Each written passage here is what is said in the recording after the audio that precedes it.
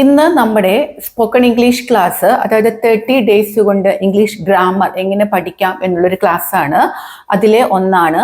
അപ്പോൾ കുട്ടികൾക്കും കൂടെ വളരെ പ്രയോജനപ്പെടുന്ന ഒരു ക്ലാസ്സാണ് ഇന്ന് നമ്മൾ പഠിക്കാൻ പോകുന്നത് പാർട്സ് ഓഫ് സ്പീച്ച് ആണ്. ഇംഗ്ലീഷിൽ നമ്മൾ ഇംഗ്ലീഷ് സംസാരിച്ച് പഠിക്കണമെങ്കിൽ, സംസാരിക്കുമ്പോൾ നമ്മുടെ സെന്റൻസുകൾക്ക് തെറ്റൊന്നും വരാതിരിക്കണമെങ്കിൽ നമ്മൾ പാർട്സ് ഓഫ് സ്പീച്ച് വളരെ കൃത്യമായി തന്നെ മനസ്സിലാക്കണം. അപ്പൊ പാർട്സ് ഓഫ് സ്പീച്ചിൽ എത്ര പേരുണ്ട്? പാർട്സ് ഓഫ് സ്പീച്ചിൽ ടോട്ടൽ 8 മെമ്പേഴ്സ് ആണ് ഉള്ളത്. കുട്ടികളാണെങ്കിൽ പ്രത്യേകം ശ്രദ്ധിച്ചിരിക്കും, ഇത് വളരെ പ്രധാനപ്പെട്ടതാണ്. പാർട്സ് ഓഫ് സ്പീച്ചിൽ 8 മെമ്പേഴ്സ് ആണ് ഉള്ളത്. അതിൽ ഒന്നാമത്തതാണ് നൗൺ എന്ന് പറയുന്നത്. നൗൺ നമുക്ക് എല്ലാവർക്കും അറിയാം. പേരുകൾക്കാണ് നമ്മൾ നൗൺ എന്ന് പറയുന്നത്. ഇവിടെ ഞാൻ എഴുതിയിട്ടുണ്ട് സ്ഥലം, പ്ലേസ് സ്ഥലത്തിന്, അതുപോലെ പേഴ്സൺ വ്യക്തികള്, ആനിമൽ തിങ്സ് സാധനങ്ങൾ, ഐഡിയ അതും ഒരു നൗണാണ്. ഓക്കെ, അപ്പൊ നൗൺ എന്ന് പറഞ്ഞാൽ പേരാണ്. അപ്പൊ പ്ലേസ് ആണെങ്കിലോ, ഞാനിവിടെ ഒരു എക്സാമ്പിൾ എഴുതുകയാണ്. My school is big. എൻ്റെ സ്കൂള് വലുതാണ്. അപ്പൊ പ്ലേസ് ആണ്. സ്കൂൾ എന്ന് പറയണത് ഇവിടെ എന്താണ്? ഒരു സ്ഥലമാണ്. അപ്പൊ ഇവിടെ ഈ സ്കൂൾ എന്താണ്? നൗൺ ആയിട്ടാണ് ഇവിടെ നിൽക്കുന്നത്. അതേപോലെ പേഴ്സൺ ഞാൻ എഴുതുകയാണ്. John is singing. ഇവിടെ എന്താണ്? പേഴ്സൺ എന്ന് പറയുന്നത് ജോൺ ആണ്. അതിവിടെ നൗൺ ആയിട്ടാണ് നിൽക്കുന്നത്. ഇനി ആനിമൽ, ദ ഡോഗ് ബാഗ്സ്. അപ്പോ ഇവിടെ ആനിമൽ എന്താണ്? ഡോഗ് ആണ്. അതാണ് നൗൺ. ഇനി തിങ് ആണെങ്കിൽ നമുക്ക് പറയാം I have A book noun ആണ്. ഇനി ഐഡിയക്ക് നിങ്ങൾക്ക് സംശയമുണ്ടെങ്കിൽ നമുക്ക് പറയാം ഹാപ്പിനെസ് ഈസ് ഇമ്പോർട്ടൻറ്റ്, അല്ലെ? Is important. അപ്പോ ഇവിടെ ഹാപ്പിനെസ് ഒരു നൗൺ ആയിട്ടാണ് പ്ലേ ചെയ്യുന്നത്. അപ്പോൾ പാർട്സ് ഓഫ് സ്പീച്ചിലെ ഒന്നാമത്തത് നമുക്ക് എല്ലാവർക്കും അറിയാം, അത് നൗൺ ആണ്. അത് പ്ലേസ് ആയിരിക്കാം, പേഴ്സൺ ആയിരിക്കാം, ആനിമൽ, തിങ്, ഐഡിയ. ഇതിൽ ഏതെങ്കിലും ഒന്ന് നമ്മുടെ സെന്റൻസിൽ ഉണ്ടെങ്കിൽ അതവിടെ നൗൺ ആയിട്ടാണ് പ്ലേ ചെയ്യുന്നത്. അപ്പൊ ഇനി കുട്ടികൾക്കാണെങ്കിൽ നൗൺ എന്താണെന്ന് മനസ്സിലായല്ലോ. വ്യക്തികളുടെ പേര് മാത്രമല്ല, പല കാര്യങ്ങളും നൗൺ ആണ്. ഓർത്തു വെക്കുക. അടുത്തത് നോക്കൂ, പ്രൊനൗൺ ആണ് രണ്ടാമത്തത്. ഒന്നാമത്തത് നൗൺ ആയിരുന്നു. സെക്കൻഡ് വൺ ഈസ് പ്രൊനൗൺ എന്ന് പറയുന്നത് ഷീ ഈസ് മൈ സിസ്റ്റർ. അവള് എൻ്റെ സഹോദരി ആണ്. എവള്? അപ്പൊ ഞാനിവിടെ എഴുതുകയാണ്, Mary is a student. Mary is a student. Mary ഒരു വിദ്യാർത്ഥിയാണ്. She is my sister. അവള് എൻ്റെ സഹോദരിയാണ്. അപ്പൊ ഞാൻ വീണ്ടും പറഞ്ഞില്ല Mary is a student, Mary is my sister എന്ന് ഞാൻ പറഞ്ഞില്ല. ഈ മേരിക്ക് പകരം നമ്മൾ ഇവിടെ ഷീ എന്ന് കൊടുത്തു. അതാണ് പ്രൊനൗൺ. ആവർത്തന വിരസത ഒഴിവാക്കാൻ നമുക്ക് ഇങ്ങനെ പറയണ്ട, Mary is a student, Mary is my sister എന്ന് നമുക്ക് പറയേണ്ട കാര്യമില്ല. മേരി ഒരു വിദ്യാർത്ഥിയാണ്, അവൾ എൻ്റെ സഹോദരിയാണ്. Mary is a sister, Mary is a student, she is my sister. Clear ആയല്ലോ? സബ്ജക്റ്റിനെ നമുക്കൊന്ന് ആവർത്തിക്കുന്നതിന് പകരം നമ്മൾ ഉപയോഗിക്കുന്നതാണ് ഷീ. അതേപോലെ he is a good boy. അവൻ നല്ലൊരു ആൺകുട്ടിയാണ്. ആരായിരിക്കാം? ഒരു പക്ഷെ രാഹുൽ ആയിരിക്കാം. Rahul is clever. Rahul clever ആണ്. He is a good boy. പിന്നെ പറഞ്ഞത് എന്താണ്? ഹി, അവൻ നല്ലൊരു കുട്ടിയാണ്. ഇനി ഇറ്റാണ് ഇവിടെ ഞാൻ കൊടുത്തിരിക്കുന്നത്. It is raining. ഇറ്റ് നമ്മൾ ഇവിടെ ഉപയോഗിക്കുന്നത് കാലാവസ്ഥയുടെ പ്രൊനൗൺ ആണ്. വെതർ എന്നതിന്റെ പ്രൊനൗൺ ആയിട്ടാണ് നമ്മൾ ഇവിടെ ഇറ്റ് ഉപയോഗിക്കുന്നത്. അപ്പൊ ഇനിയിപ്പോ നിങ്ങളൊന്ന് പറയൂ, ഈ സ്റ്റുഡന്റ് എന്താണ്? ഈ സിസ്റ്റർ എന്താണ്? ബോയ് എന്താണ്? അതൊക്കെ പേഴ്സൺ ആക്കി നമുക്ക് നൗൺ ആക്കി മാറ്റാം അല്ലെ. അപ്പൊ പ്രനൗണ് എന്ന് പറയുന്നത് നമ്മൾ സബ്ജക്റ്റിന്റെ ആവർത്തനം ഒഴിവാക്കാൻ വേണ്ടി ഹി, ഷീ, ഇറ്റ്, തേ എന്നൊക്കെ പറയേണ്ടതാണ് പ്രനൗൺ. അപ്പൊ പ്രനൗൺ, ടൈപ്സ് ഓഫ് പ്രനൗൺ ഉണ്ട്. ഒബ്ജക്റ്റ് പ്രനൗൺ ഉണ്ട്, സബ്ജക്റ്റ് പ്രനൗൺ ഉണ്ട്, റിഫ്ലെക്സീവ് പ്രനൗൺ ഉണ്ട്. ഞാൻ ആ പ്രനൗണിന്റെ ലിങ്ക് ഇപ്പൊ ഇവിടെ കൊടുക്കാം. നിങ്ങൾ ആ പ്രനൗൺ മൊത്തം ഒന്ന് പഠിച്ചു വെക്കുക കേട്ടോ. പ്രനൗൺ അത്രയ്ക്കധികം നമ്മൾ ഈ സെന്റൻസിൽ യൂസ് ചെയ്യുന്നതാണ്. അപ്പൊ പ്രനൗൺ എന്ന് പറയുന്നത് ഇപ്പൊ നിങ്ങൾക്ക് മനസ്സിലായി. നൗൺ എന്താണെന്ന് മനസ്സിലായി. The third one is verb. Verb നമ്മളൊക്കെ കുറെ വട്ടം പഠിച്ചു കഴിഞ്ഞ ഒരു കാര്യമാണ്. വേർബ് എന്ന് പറയുന്നത് പ്രവൃത്തികൾക്കാണ് നമ്മൾ വേർബ് എന്ന് പറയുന്നത്. എന്ത് പ്രവൃത്തിയുമായിക്കൊള്ളട്ടെ അത് വേർബാണ്. അപ്പോ ഞാൻ ഇവിടെ എഴുതിയിട്ടുണ്ട് ബേർഡ്സ് ഫ്ലൈ. ഇതിൽ നൗൺ ഏതാണ്? ബേർഡ്സ്, പക്ഷികൾ ആണ് നൗൺ. അപ്പൊ ഇതിലെ വേർബ് എന്താണ്? പറക്കുക എന്ന പ്രവൃത്തിയാണ്. അതാണ് ഫ്ലൈ, അതാണ് വേർബ് എന്ന് പറയുന്നത്. The boy runs. ഇവിടെ നൗൺ ഏതാണ്? ബോയ് ആണ്. ഇതെന്താണ്? റൺസ് എന്താണ്? വേർബാണ്, ഓടുന്നത് അല്ലെ, വേർബാണ്. I am teaching. ടീച്ച് ചെയ്യുക എന്നുള്ളത് പഠിപ്പിക്കലാണ് അല്ലെ, അതാണ് ഞാൻ ചെയ്യുന്ന ഒരു പ്രവൃത്തി. അപ്പോൾ ഇവിടെ ടീച്ച് ആണ് വേർബായിട്ട് വന്നിരിക്കുന്നത്. അപ്പോൾ വേർബ് നമുക്ക് എല്ലാവർക്കും അറിയാം, ഞാൻ കൂടുതൽ എക്സ്പ്ലെയിൻ ചെയ്യേണ്ട ആവശ്യമില്ല. ചെയ്യുന്ന പ്രവൃത്തികൾക്കാണ് നമ്മൾ വേർബ് എന്ന് പറയുന്നത്. എന്ത് പ്രവൃത്തിയുമായിക്കൊള്ളട്ടെ, അത് മെന്റലി ആയിക്കൊള്ളട്ടെ, ഫിസിക്കലി ആയിക്കൊള്ളട്ടെ, എന്തുമായിക്കൊള്ളട്ടെ, ആ പ്രവൃത്തികളാണ് വേർബ് എന്ന് പറയുന്നത്. Next is adjective. അഡ്ജക്റ്റീവ് എന്ന് പറയുന്നത് നമ്മുടെ നൗണിനെയോ പ്രനൗണിനെയോ ഡിസ്ക്രൈബ് ചെയ്യുന്നതാണ് അഡ്ജക്റ്റീവ് എന്ന് പറയുന്നത്. അപ്പൊ നൗൺ എന്താണെന്ന് നമ്മൾ പഠിച്ചു, പ്രനൗൺ എന്താണെന്ന് നമ്മൾ പഠിച്ചു. ഇവരെ ഡിസ്ക്രൈബ് ചെയ്യണത് അല്ലെങ്കിൽ ഇതിനെ വിശേഷിപ്പിക്കുന്നതാണ് അഡ്ജക്റ്റീവ് എന്ന് പറയുന്നത്. ഞാനിവിടെ എഴുതിയിട്ടുണ്ട് എ കാർ. ഇവിടുത്തെ നൗൺ ഏതാണ്? കാറാണ്. ഇനി എ എന്താണ്? ആർട്ടിക്കിൾ ആണ്. അപ്പൊ കാർ എന്നുള്ളത് നൗൺ ആണ്. നമുക്ക് ഇതിനെ ഇനി വിശേഷിപ്പിക്കണം. ഇത് എങ്ങനത്തെ കാറാണെന്ന് നമുക്കിനി പറയണം. എ വൈറ്റ് കാർ, ഒരു വെള്ളക്കാർ. ഇവിടുത്തെ അഡ്ജക്റ്റീവ് എന്ന് പറയുന്നത് ഈ വൈറ്റ് ആണ്. കാർ എന്ന് പറയുന്നത് നൗൺ ആണ്. ക്ലിയർ ആയല്ലോ? A elephant. എലിഫന്റ് ആണ് ഇവിടുത്തെ നൗൺ. അപ്പൊ എങ്ങനത്തെ എലിഫന്റ് ആണ് നമ്മൾ ഈ എലിഫന്റിനെ വിശേഷിപ്പിക്കണം? എ ബിഗ് എലിഫന്റ്, വലിയ ആന എന്നല്ല നമ്മൾ പറയുന്നത്, ബിഗ് എലിഫന്റ്. കാറിനാണെങ്കിൽ വൈറ്റ്. അതേപോലെ ഷീ ഹാസ് ഹെയർ, അവൾക്ക് മുടിയുണ്ട്. അപ്പൊ മുടിയുണ്ടെന്ന് മാത്രമേ ഞാൻ പറഞ്ഞുള്ളൂ. അത് എങ്ങനത്തെ മുടിയാണ്? ഷീ ഹാസ് ലോങ് ഹെയർ, അല്ലെങ്കിൽ ഷീ ഹാസ് ഫ്രീസി ഹെയർ. നമുക്ക് ഈ അഡ്ജക്റ്റീവ് എങ്ങനെ വേണമെങ്കിലും നമുക്ക് പറയാം. ഇനി എ ബ്ലാക്ക് എലിഫന്റ്, ചുമന്ന അല്ല കറുത്ത ആന, എന്ത് വേണമെങ്കിലും നമുക്ക് അഡ്ജക്റ്റീവ് ആക്കാം. അതായത് നമ്മുടെ നൗണിനെ പ്രനൗണിനെ ഡിസ്ക്രൈബ് ചെയ്യാം. അത് നമ്മളുടെ ഐഡിയക്ക് ആ സെന്റൻസിന് അനുയോജ്യമായ രീതിയിൽ നമുക്കതിനെ ഡിസ്ക്രൈബ് ചെയ്യാൻ വേണ്ടി പറ്റും. ഇനി ആഡ്വേർബ്. ആഡ്വേർബ് എന്ന് പറയുന്നത് ആഡ് വേർബാണ്. ഇപ്പൊ നമ്മൾ പറഞ്ഞതുപോലെ വേർബിനെ ഡിസ്ക്രൈബ് ചെയ്യുന്നതാണ് ആഡ്വേർബ്. അഡ്ജക്റ്റീവ് എന്ന് പറയുന്നത് നൗണിനെ ഡിസ്ക്രൈബ് ചെയ്യുന്നത്, ആഡ്വേർബ് എന്ന് പറയുന്നത് വേർബിനെ ഡിസ്ക്രൈബ് ചെയ്യുന്നത്. അപ്പൊ ഞാൻ ഇവിടെ നോക്കൂ, ഷീ സിങ്സ്.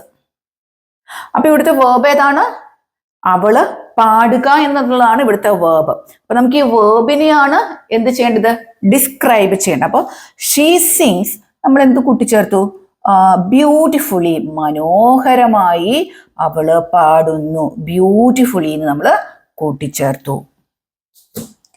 ഹി വോക്സ്, അവൻ നടക്കുന്നു. എങ്ങനെയാണ് അവൻ നടക്കുന്നത്? സ്ലോലി അല്ലെങ്കിൽ ക്വിക്ക്ലി. നിങ്ങൾക്ക് എന്താണോ അനുയോജ്യം അത് നമ്മളിവിടെ കൂട്ടിച്ചേർത്തു. It is hot. അപ്പോ ഈ ഹോട്ട്, ചൂടിനെ നമുക്ക് എങ്ങനെ മാറ്റാം? വെരി എന്നാക്കി മാറ്റാം. വെരി ഹോട്ട് എന്നാക്കി മാറ്റാം. അപ്പോ അഡ്ജക്റ്റീവ് എന്ന് പറയുന്നത് നൗണിനെ ഡിസ്ക്രൈബ് ചെയ്യുന്നത്, ആഡ്വേർബ് എന്ന് പറയുന്നത് വേർബിനെ ഡിസ്ക്രൈബ് ചെയ്യുന്നു. അത് നമ്മുടെ സെന്റൻസിന് അനുയോജ്യമായി അല്ലെങ്കിൽ നമ്മുടെ ആശയത്തിന് അനുയോജ്യമായി കൃത്യമായ വാക്കുകൾ കൊടുത്ത് നമുക്ക് അതിനെ ഡിസ്ക്രൈബ് ചെയ്യാൻ വേണ്ടിയിട്ട് കഴിയും. ഇനി പ്രിപ്പൊസിഷൻ. പ്രിപ്പൊസിഷൻ നമ്മൾ കുറേ പഠിച്ചതാണ്. പ്രിപ്പൊസിഷന്റെ പ്രാധാന്യം ഇംഗ്ലീഷിൽ എത്ര വലുതാണെന്ന് നിങ്ങൾക്കറിയാം. പ്രിപ്പോസിഷൻ എന്ന് പറയുന്ന സെന്റൻസുകളോ വാക്യങ്ങളോ വാചകങ്ങളെയോ വ്യക്തികളെയോ ഒക്കെ കൂട്ടിച്ചേർക്കാൻ വേണ്ടി നമ്മൾ ഉപയോഗിക്കുന്നതാണ് പ്രിപ്പോസിഷൻ എന്ന് പറയുന്നത്. അപ്പൊ ഞാനിവിടെ എഴുതി വെച്ചിരിക്കുന്ന സെന്റൻസ് നോക്കൂ. The book is on the table. ഇവിടുത്തെ പ്രിപ്പോസിഷൻ എന്താണ്? The book is the table എന്ന് നമ്മൾ പറഞ്ഞാൽ ശരിയാവുമോ? The book is the table എന്ന് പറഞ്ഞാൽ എന്താവും? ഒന്നും ആവില്ല. നമ്മൾ ഉദ്ദേശിച്ചത് എന്താണ്? ബുക്ക് ടേബിളിന്റെ മുകളിലുണ്ട്, ബുക്ക് ടേബിളിൽ ഉണ്ട്, അങ്ങനെയാണ് നമ്മൾ പറയട്ടെ. ബുക്ക് മേശമേലുണ്ട്, മേശപ്പുറത്ത് ഉണ്ട്. അപ്പൊ പുറത്ത് എന്ന് പറയുന്നതാണ് on. The book is on the table. Clear ആയല്ലോ? അപ്പൊ ഇവിടുത്തെ പ്രിപ്പോസിഷൻ എന്ന് പറയുന്നത് ഈ ഓൺ ആണ്. ഇവരെ ഈ രണ്ട് സെന്റൻസുകളെയും കൂട്ടിച്ചേർത്തതാണ് ഓൺ എന്ന പ്രിപ്പോസിഷൻ വെച്ചിട്ട്. The cat is under the chair. ഇവിടുത്തെ പ്രിപ്പോസിഷൻ ഏതാണ്? അണ്ടർ ആണ് പ്രിപ്പോസിഷൻ.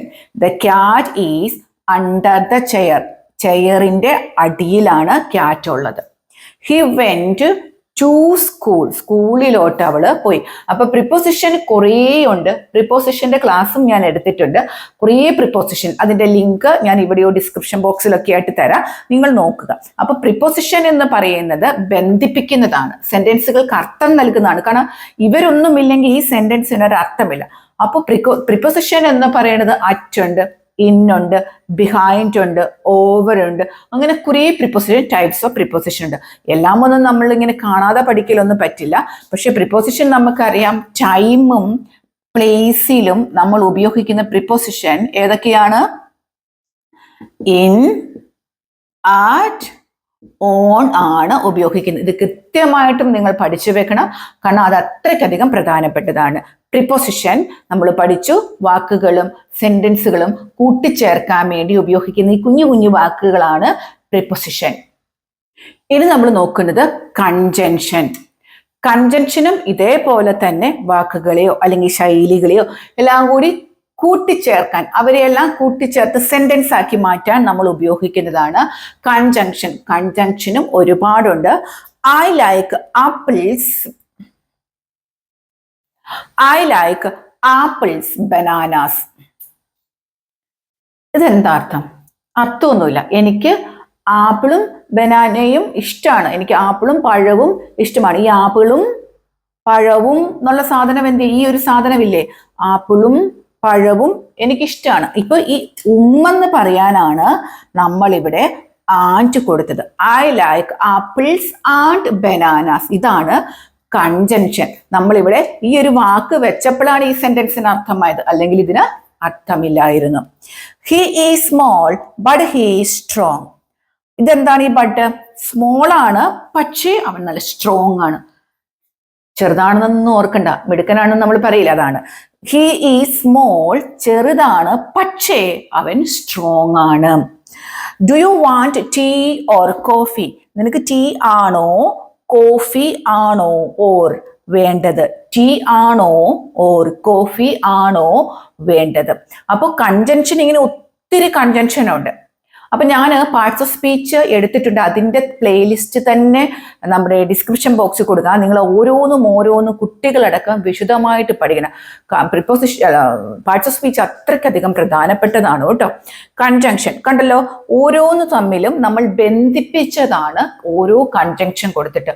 ഒത്തിരി കൺജങ്ഷൻ ഉണ്ട്. നമ്മൾ ഫാൻ ബോയ്സ് ഒക്കെ അതിനകത്ത് പഠിച്ചിട്ടുണ്ട്. ഫാൻ ബോയ്സ് ഒക്കെ എന്താണെന്ന് അറിയണമെങ്കിൽ നമ്മുടെ ആ പ്ലേലിസ്റ്റ് തന്നെ നിങ്ങളൊന്ന് പഠിക്കണം കേട്ടോ. അതിൽ ഞാൻ ഓരോന്നും വിശദീകരിച്ച് പറഞ്ഞു തന്നിട്ടുണ്ട്.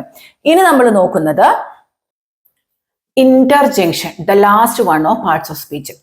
ഇന്റർജങ്ഷൻ എന്ന് പറയുന്നത് നമുക്ക് പെട്ടെന്നുണ്ടാവുന്ന ഒരു വികാരങ്ങളില്ല. അതായത് wow, that's a beautiful, wow ആണ്. ഇതിന് ഇന്റർജങ്ഷൻ എല്ലാം ഇങ്ങനെ ഒരു ചിഹ്നം ഉണ്ട്, ഓർത്തു വെക്കുക. വാവ്, that's a beautiful. Oh, I forgot. Hari. ഇങ്ങനെ നമ്മൾ പെട്ടെന്ന് നമുക്ക് വരുന്ന ഓരോ വികാരങ്ങൾ നമ്മൾ പല രീതിയിലാണ് പ്രകടിപ്പിക്കുന്നത്, അല്ലെ? അതാണ് ഇന്റർജങ്ഷൻ എന്ന് പറയുന്നത്. അപ്പൊ ഇന്റർജങ്ഷനിൽ എപ്പോഴും എന്തുണ്ട്? ഈ അതിശയോക്തി ചിഹ്നം ഉണ്ട്. അപ്പൊ നമ്മൾ പാർട്സ് ഓഫ് സ്പീച്ച് ഒറ്റ വീഡിയോയിലാണ് പഠിച്ചത്. പാർട്സ് ഓഫ് സ്പീച്ചിൽ എന്തൊക്കെയുണ്ട്? നൗൺ, പ്രനൗൺ, വെർബ്, കുട്ടികൾ പറയൂ. adjective, adverb, preposition, conjunction, interjection. 8 പേരാണ് നമ്മുടെ പാർട്സ് ഓഫ് സ്പീച്ചിലുള്ളത്. നമ്മളത് ഒറ്റ വീഡിയോയിൽ തന്നെ ഈ പാർട്സ് ഓഫ് സ്പീച്ച് പഠിച്ച് തീർത്തിട്ടുണ്ട്. വിശദമായി അറിയണമെങ്കിൽ ഞാൻ എടുത്തിട്ടുള്ള പ്ലേലിസ്റ്റും പാർട്സ് ഓഫ് സ്പീച്ച് കൊടുക്കുന്നുണ്ട്. നിങ്ങളത് നന്നായിട്ട് കേട്ട് പഠിക്കുക കേട്ടോ. അപ്പൊ ഇത് മുതിർന്നവർക്കും കുട്ടികൾക്കും ഒരുപോലെ പ്രയോജനപ്പെടും. കാരണം നമ്മൾ ഇംഗ്ലീഷ് സംസാരിക്കുമ്പോൾ നമ്മുടെ സെന്റൻസിന് ഈ അഡ്ജക്റ്റീവും അഡ്വേർബും ഒന്നുമില്ലാതെ നമുക്ക് ഒരിക്കലും സെന്റൻസ് ക്രിയേറ്റ് ചെയ്യാൻ പറ്റത്തില്ല, പ്രിപ്പോസിഷൻ ഒന്നുമില്ലാതെ. അപ്പോൾ ടെൻസസ് പോലെ തന്നെ അതിനോടൊപ്പം പാരലായി നിൽക്കുന്നത് ഒന്ന് തന്നെയാണ് ഈ പാർട്സ് ഓഫ് സ്പീച്ച്. അപ്പൊ നിങ്ങൾ വളരെ ശ്രദ്ധിച്ച് പഠിക്കാൻ വേണ്ടി ശ്രമിക്കുക കേട്ടോ. അപ്പോൾ ഞാൻ പറഞ്ഞിട്ടുണ്ടായിരുന്നു, ഇതൊക്കെ കേട്ടിട്ട് നിങ്ങൾക്ക് സംസാരിച്ച് പഠിക്കണം എന്നൊക്കെ ആഗ്രഹിക്കുന്നവരുണ്ടെങ്കിൽ എന്നെ കോണ്ടാക്ട് ചെയ്യാം കേട്ടോ. എൻ്റെ നമ്പർ തന്നിട്ടുണ്ട്. പിന്നെ മറ്റൊന്ന്, എന്നെ കുറേ പുരുഷന്മാർ ക്ലാസ്സുകൾക്ക് വേണ്ടി ഇപ്പോൾ കോണ്ടാക്ട് ചെയ്യുന്നുണ്ട്. അപ്പോൾ ഇനി ആരെങ്കിലും, നമ്മൾ ഈ കേൾക്കുന്ന ആരെങ്കിലും ഇംഗ്ലീഷ് നന്നായിട്ട് സംസാരിക്കാൻ അറിയുന്ന പുരുഷന്മാരുണ്ട് എങ്കിൽ എന്നെ നിങ്ങൾക്ക് കോണ്ടാക്ട് ചെയ്യാവുന്നതാണ്. ഞങ്ങളുടെ ഒപ്പം നിങ്ങൾക്ക് കൂടണമെന്ന് ആഗ്രഹിക്കുന്നുണ്ടെങ്കിൽ, സംസാരിക്കാൻ അറിയുന്നവർ, എനിക്ക് ഇംഗ്ലീഷ് മറ്റൊരു വ്യക്തിയെ പഠിപ്പിക്കാൻ പറ്റും എന്ന് ചിന്തിക്കുന്നവരുണ്ടെങ്കിൽ എൻ്റെ ഒപ്പം കൂടാവുന്നതാണ്. കാര്യം എൻ്റെ ഒപ്പം ഉണ്ടായിരുന്ന മെയിൽ ട്രെയിനേഴ്സ് എല്ലാവരും എൻ്റെ അടുത്ത് നിന്ന് പോയി, അവരെല്ലാം അബ്രോഡ് പോയി. ഇപ്പോൾ പുരുഷന്മാർ വിളിക്കുമ്പോൾ അവർക്ക് എനിക്ക് ക്ലാസ് എടുത്ത് കൊടുക്കാൻ പറ്റുന്നില്ല. അപ്പോൾ അങ്ങനെ നന്നായി ഇംഗ്ലീഷ് സംസാരിക്കാൻ കഴിയും എന്ന് വിചാരിക്കുന്നവരുണ്ടെങ്കിൽ എന്നെ കോണ്ടാക്ട് ചെയ്യാവുന്നതാണ് കേട്ടോ. പിന്നെ മറ്റൊന്ന്, കുട്ടികൾക്ക് വേണ്ടിയിട്ട് ഞാൻ സ്പോക്കൺ ഇംഗ്ലീഷ് ക്ലാസ് സ്റ്റാർട്ട് ചെയ്യുകയാണ്. അപ്പോൾ നിങ്ങളുടെ പഠിത്തത്തോടൊപ്പം തന്നെ നിങ്ങൾ ഗ്രാമറും പഠിക്കണം. അപ്പോൾ കുട്ടികൾക്ക് വേണ്ടി ക്ലാസ് സ്റ്റാർട്ട് ചെയ്യുന്നതാണ്. വൈകുന്നേരങ്ങളിലാണ് ക്ലാസ് വരുന്നത്. ഗ്രാമർ ക്ലാസ്സുകളാണ് കേട്ടോ.